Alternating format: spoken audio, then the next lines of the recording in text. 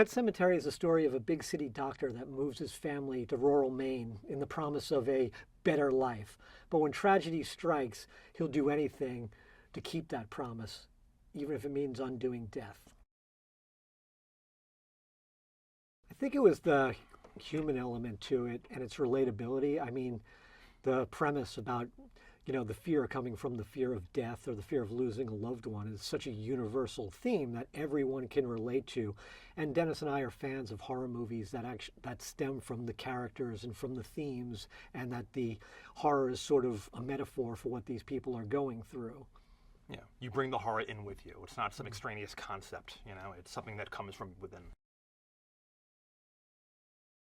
We made a big push to trust the book, to trust the original story. It's a timeless story. And so a lot of our notes really were about getting things back to the original novel and being respectful to that. A, because we're huge Stephen King fans, but B, because that just seems to work. Fans really seem to respond to being true to material, especially nowadays in the age of like Game of Thrones and Harry Potter. The more time you have to really build upon the world and be, true to the nature, fans and audience members really respect that. So that was a big part of our push. If you ever read the backstory on Pet Sematary, this came from a place where Stephen King, he was scared of the book himself because it was based on an experience that actually happened to him where his son was running for the road and he chased his son down and he grabbed him last minute right before a truck came, and he said, what if I didn't get it to him in time? What would happen then?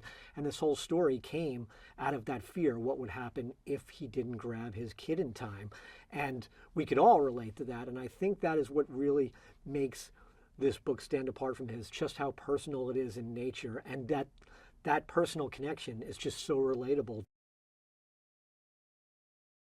One of the things we were really excited about was how rich the mythology in the world is in the book. It's something Stephen King does so well, and Pet Sematary is no exception. I mean, he hints at this deeper setting and environment and this history to the burial ground. So there's all this folklore, this rich folklore. And I think a lot of people, Kevin and I definitely included, love that sort of stuff in movies.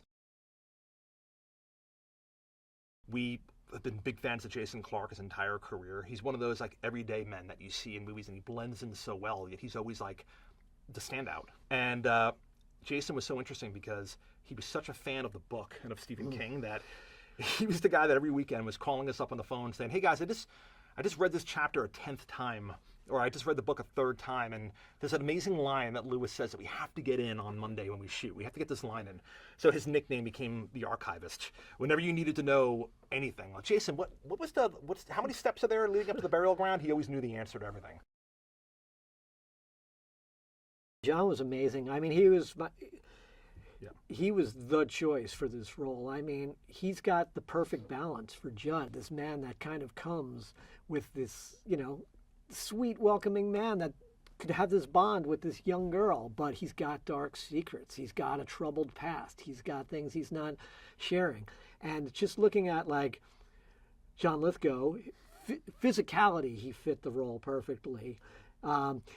Just Jud, the towering man. 2-time Oscar nominee, but the guy's made 1,000 films. And people like that are just a pleasure to work with. You're at the monitor and you're seeing what they're giving you just with their face alone, without even saying anything. And you're just giggling with glee because you're getting exactly what you saw when you were thinking about it and developing it. That's exciting. Amy is one of those just great actors, and she's a great director, great producer, great writer. And we knew Amy had the depth and the chops to really pull this off. But it's a tough role. I mean, Amy, that role is like a roller coaster ride emotionally. I mean, she has to have all these heavy scenes dealing with her sister and stuff.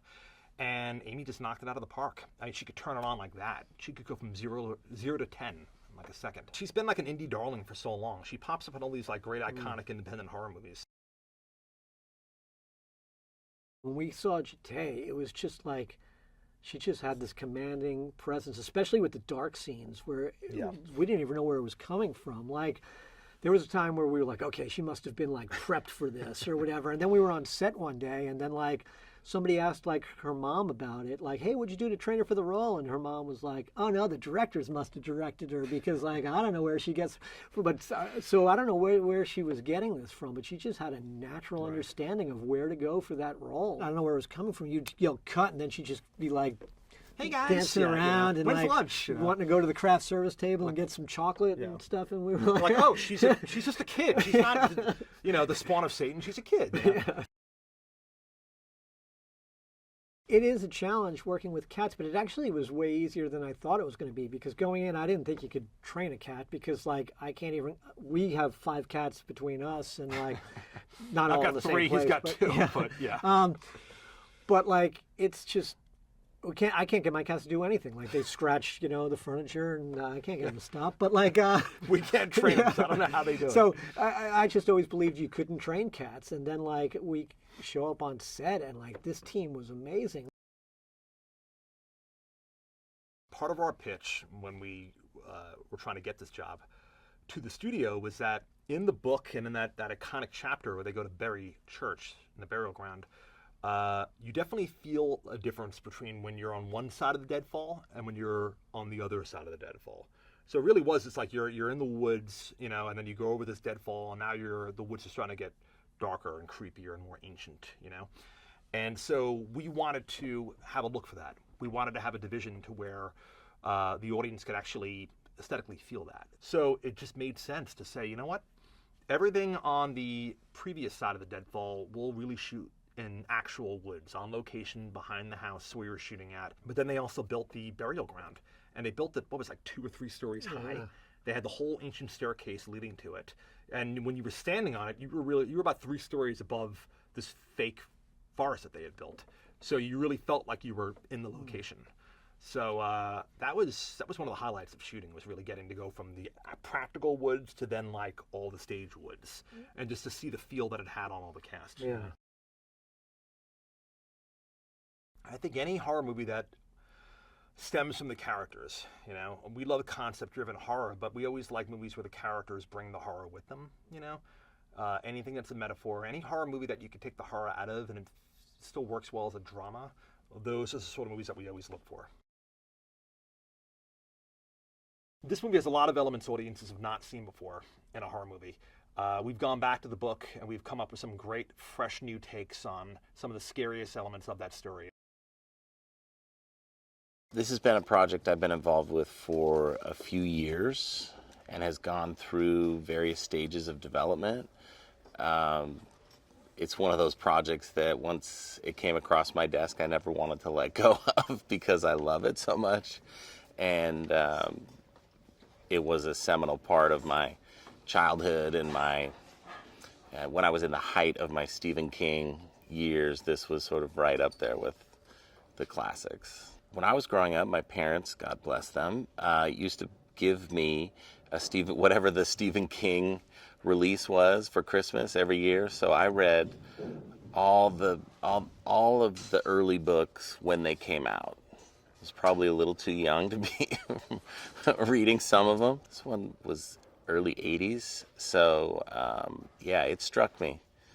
It struck me at an early age. And I think it wasn't until I became an adult that the real power of it struck me again. I've read it many times over the years, and it keeps getting scarier. It's one of his works where the horror isn't necessarily derived from the supernatural events. The horror comes from the relationships and the loss and the grief that are experienced by the family. And that's something that's so palpable and so identifiable that it just resonates with anybody. In connecting to a contemporary audience, we tried not to lean on technology. Very often, that's a shorthand for now we're living in the modern world. We wanted the film to feel like it could exist in another time, but that the characters would relate, and that the filmmaking style and our approach to the characters would feel like it comes from today's world. I think horror movie audiences and just film audiences in general have become more sophisticated. They expect more from genre films, not just jumps and scares. You have to provide jumps and scares, but they expect character development. They expect to be emotionally engaged. That's really where the fear comes from. When you can engage your audience emotionally in the characters, then you can scare them. This is about grief. And the monster in this film is loss and what that does to people. And, I have 2 kids. Writing this material was very difficult for me, but I really tried to put myself in the shoes of a parent and of a family going through the most painful loss you can go through, and really try to wrap my mind around what that does to relationships and what that does to people. And that's where the horror lives.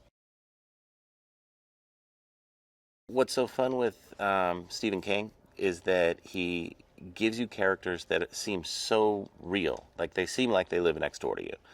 And so it's so easy to take the ride with them. And then he sets them on a path where they start to make choices. And you're screaming, please don't do that thing, whatever it is. But you know they will.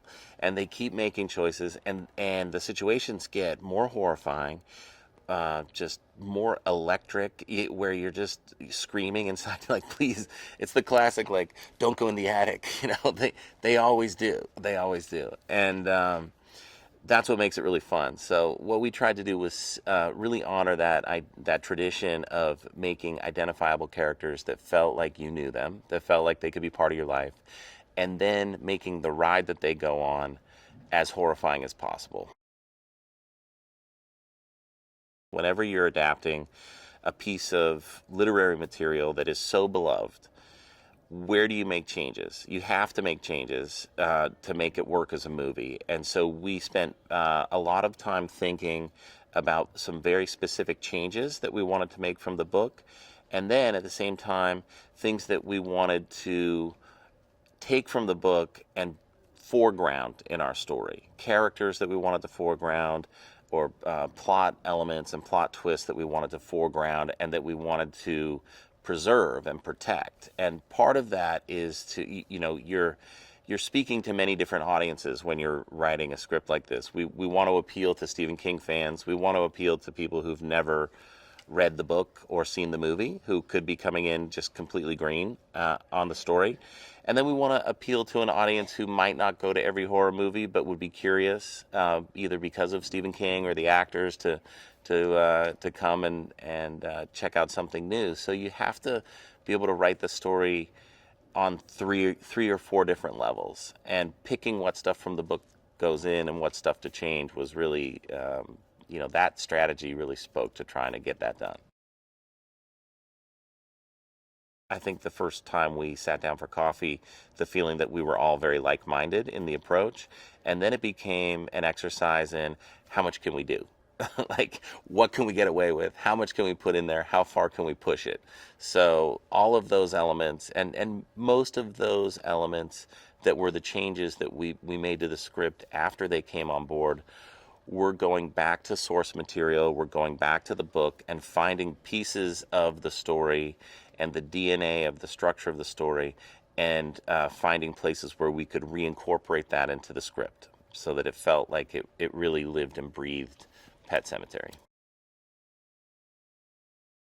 What we have here is an incredible source material, two directors with a vision that seems really fresh and relevant, and the resources to do something big and to really take some stabs at stuff. And so I think audiences are going to be blown away when they see it.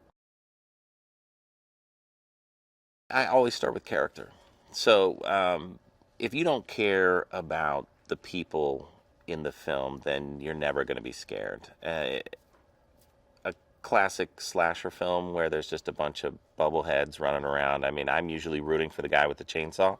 So when I approach horror, I always try to approach from a character standpoint, find grounded, realistic characters that you identify with, that you are rooting for, and then put them in the scariest situations that you can. I mean, that's That's for me like a great, and there's a lot of elevated horror that's coming out right now that takes that approach. And I think audiences, you can tell these films are doing very well.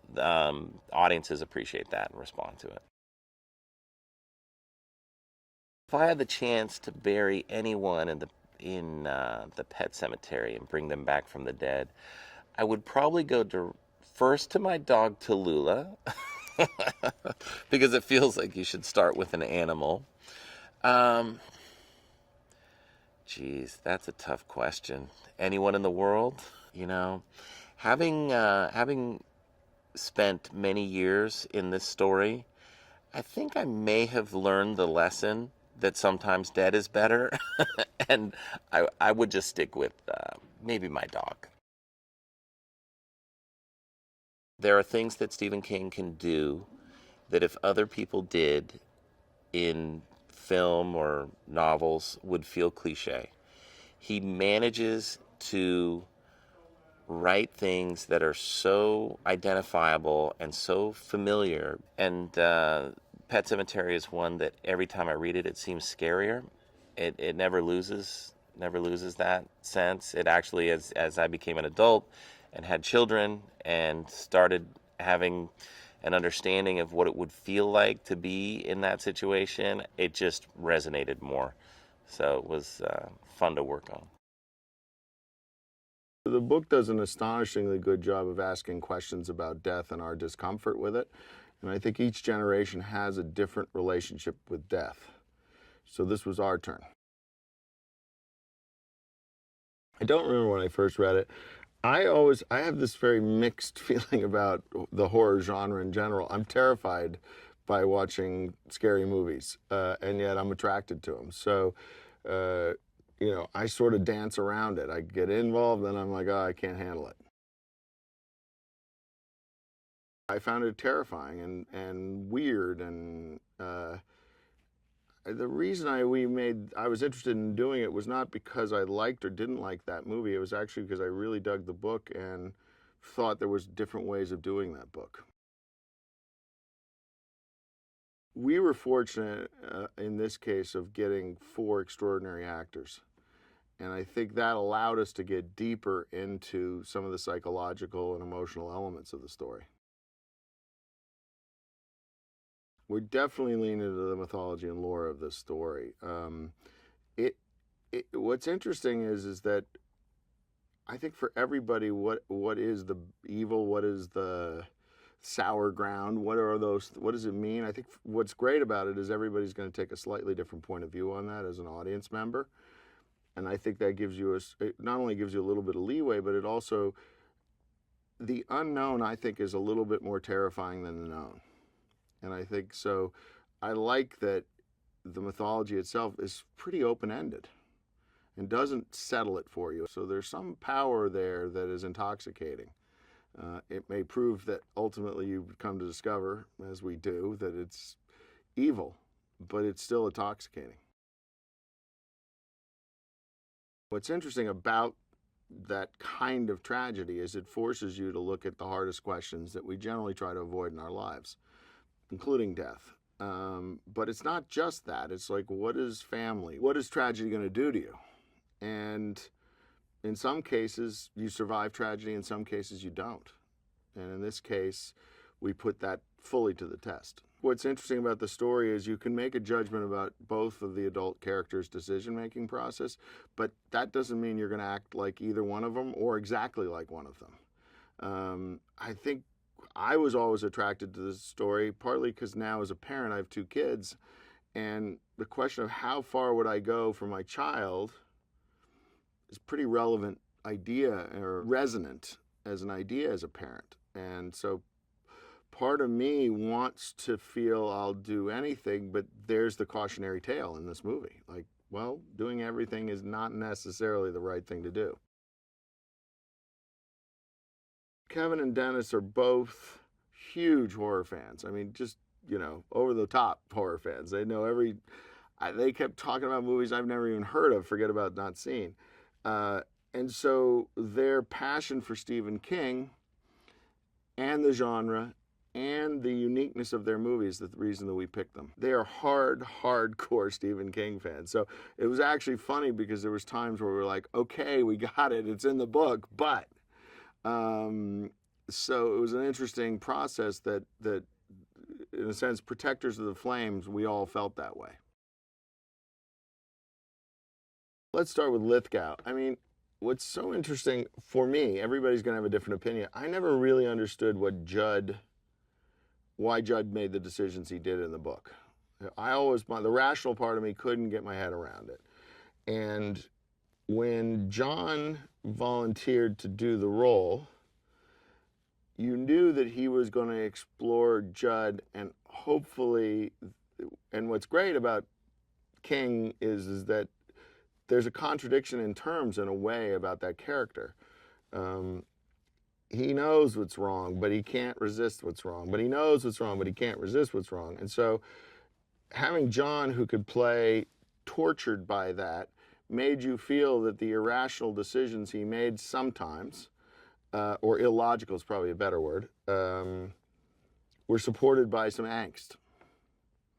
So you're kept in a interestingly middle ground where you're not entirely sure exactly, should I not like this guy during this thing, or what am I supposed to feel? And what's great is you can go on a journey with him then. He's not a black and white character. Jason is a fantastic actor. We wanted an actor who could really convey the conviction of a dad, the lovingness of a dad, and the clinicalness of a doctor. And he can turn those two things on. And so we were really confident that in the journey Lewis takes, where part or much of his belief system has to change, you had an actor with enough complexity to do that.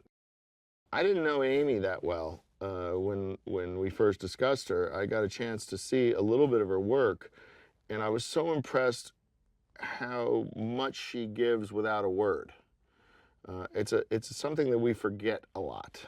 We always think about what are they saying, how they communicate.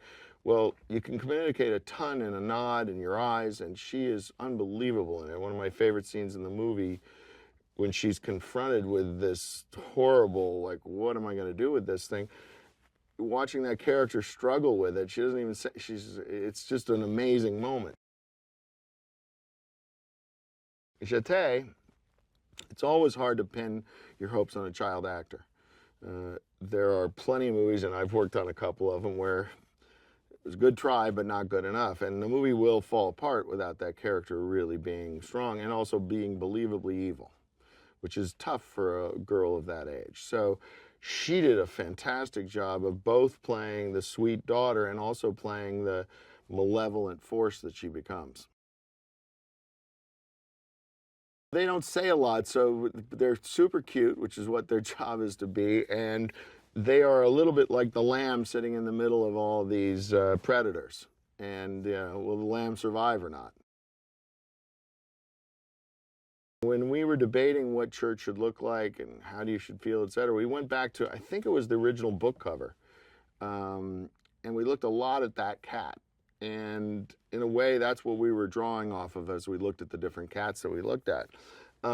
You don't know what you're going to get, especially with cats, but animal training is always a little bit difficult. So in this case, we had 5 churches that all did different things, which is kind of cool. And from a story point of view, though, Church is a really beloved figure. It's really interesting to me because obviously he can't say anything, he can't participate on certain levels, but people seem to just really respond to the idea of a cat having something that's not just right and to going to, oh my God, it's completely dangerous. And the audience loves the character. I think it's always interesting to work with directors when they work in a team because you think of it as such a single job. And the idea that somebody's going to split it up is always like, really, how does that work exactly? So usually one person's a little more talkative than the other in my experience, and that person is the one who sort of takes the lead in the sense of communication. But what's interesting is if you talk to Kevin about something, he has a very different insight than Dennis. Not better or worse, just different. And so, you know, you could see them exploring one thing, and then it would change a little bit and it would explore another, which represented one or the other's slightly different thought. And I think that can be dangerous because it can feel indecisive, but in this case, it was within a very small parameter, the difference. Thematically, what I find so interesting about the book and both movies is you can't run from death. It's going to find you. So you can't hide from the concept. It's going to either find you or it's going to find somebody near and dear to you. I think everybody has a different definition of what's a great horror film. For me, it's the what's not there that makes it for me. I'm not the biggest fan of slasher movies, for instance, because everything's there on the screen. The blood, the knife, the evil thing. I like the unknown. Unknown is more terrifying to me. I think what's interesting is that the book and the movie, I don't think the terrifying is, it is wildly discomforting. On an emotional level, it puts you in a really uncomfortable position. So I kind of felt the first time I saw the movie, I was just sort of like, I found myself really crunched in. It wasn't necessarily terrifying. It was just the dread. I would say dread is this movie's and this book's strength, is just how awful it is and how you can feel the worst news coming, the worse and worse and worse. And so you just really, you get to that point where you can't take it in a way, and then that's the moment where the movie just accelerates. Stephen has the ability to shine a light in a corner where you really don't want to go. I think he's very unafraid. It's very decisive in terms of what he's exploring. Now, I don't know how his process works. For him, it might be a process of discovery, but as a reader, it's a process of journey into dark, unknown, weird places sometimes, and he seems to have that ability to shine a light in the corner where you really didn't want to go. I love horror. I grew up, watching horror, things my parents probably shouldn't have let me see. But in my generation, the new movies were Halloween and Friday the 13th. Those were just emerging, and Nightmare on Elm Street. So I'm a horror fan. As a kid, I grew up reading Stephen King, and Pet Sematary was one of those things. So for me, it was personal because I was a fan, and it was something from my childhood that left an indelible image. So and I think also this story, is more than just a horror tale.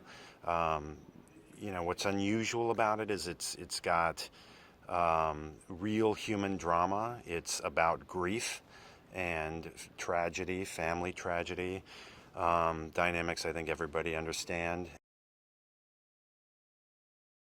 I didn't know at the time that I read this, when you boil this down, I didn't know what a zombie was. I didn't know about, resurrection. Subsequently, you go on with your education. When you're a kid, you don't know about Lazarus, rising from the dead. And you don't know that this is a theme that runs through a lot of historic literature and the idea of coming back. You don't, as a kid, you don't have that sense of the finality of death. So I don't think that part of it resonated probably for me as a kid. What you really think about is your cat. Everybody has dreamt of directing Pet Sematary, and they all have a completely different idea of what that movie is in their head. With Dennis and Kevin, they had such clarity about what was significant about the book. They had such clarity about Stephen King and why people loved his stuff. And, they're writers and directors, which was actually great for us because they knew the book inside out. They knew what was missing from our script that was critical for the fans, and just what was great in the book that we'd have to find a way to put into it. I do believe that this is a story, Pet Sematary is a story about grief, and it's also a story about a doctor, who thinks he understands the meaning of death, only to realize to be put in the shoes of his patients or to be put on the other side of the table and to understand that he knew nothing at all about, the struggles of, people's families and, losing loved ones. I mean, it's really his journey to understand what it means to lose somebody forever. Amy has turned out to be like the greatest, revelation in this movie. I knew her really as a writer and a director. She conveys a great sense of warmth, and you really like her as a person, and at the same time she's able to do all the dark, tragic, grieving, sort of exhausting stuff. We're all familiar with him. He's a well-known star, but he is the center of this movie. This is somebody who had to convey all of the horrific grief of a father losing a child, and at the same time the optimism that the character requires to try this thing, to this experiment, to bring this girl back and be completely swept up in the spell of, and it really is a spell, the magic of this, and then he has to flip back again and convey anger, and they're great as a couple. They work really well together, and again, Jason's somebody who really thinks his stuff through. Jate, in the role of Ellie, is the linchpin of the movie, and we auditioned a lot of girls for that part, and there's for a little kid, right, to do all of this stuff that's incredibly emotional and layered. She was controlled, and she was the one person who went the other way, and she would sort of clench her body and tilt her head, and we have this scene where you're stabbing Jud or whatever, and everyone's like, ah, and she was clenched and slow, and you were she was the one person you were watching, and you're like, I'm actually scared by this 9-year-old girl. There's something crazy going on inside her. I'm so glad that we found her. She's remarkable. The guy's first choice always was John Lithgow, and we all think of him, he's kind, considerate, talks to everybody, but he is sort of also the glue that holds the set together, right? Because he really connects to everybody and takes the time to get to know everyone's name and all that stuff. He is the keeper of the mythology of this movie, right? That character, Jud. And, just because of his cadence, because of the intonation and, the expressiveness of his face, just his body language, he sells something that isn't easy to buy. The idea that there's a secret pet cemetery we can bury stuff, or a secret beyond the pet cemetery, and it comes back to life, right? And again, that's the validity of this as a movie, as a story, as something you'd even bother to go see.